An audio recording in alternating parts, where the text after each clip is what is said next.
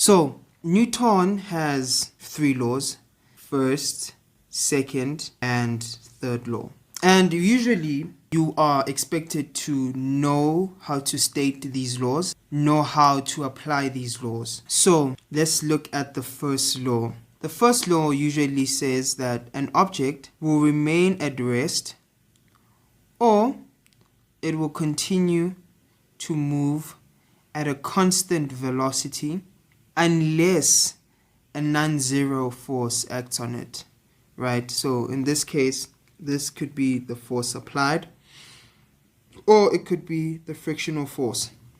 So an object will remain at rest or constant velocity, meaning that the acceleration is equal to 0, note, unless an unbalanced force acts on it, right? So that's Newton's first law.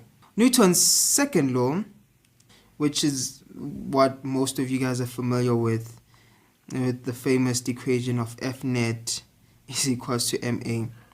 So this law states that the sum of forces that are acting on an object is equal to the mass of the object times the acceleration of that object, which the SI units are as follows. It could be kgs, usually it's in kgs. So it says that if we have can draw an object here, say we just have a ball, so maybe there is this force that is pushing that, we can call that F1, and the frictional force in this direction, Fk, and this object is moving obviously in that direction.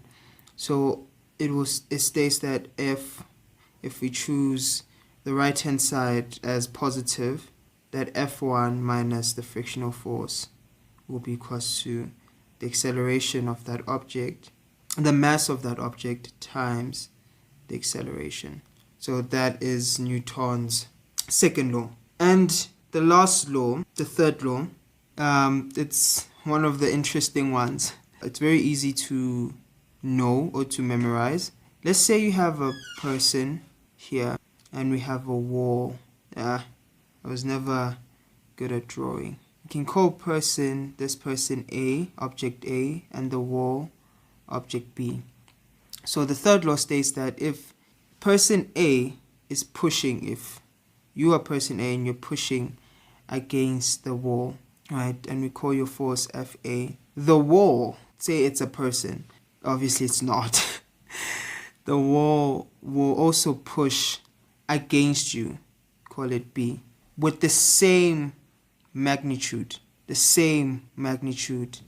but in the opposite direction. So Fa will be equal to negative Fb. It's in the opposite direction. So the third law states that when object A exerts a force on object B will exert a force of equal magnitude in the opposite direction. So usually what is expected from you guys in your test and exams or your assessments is that you are required to state these laws, required to state them, and to know the applications, to know how the applications of these laws. And so one of the ways is to always remember some of the examples that I've made in this video.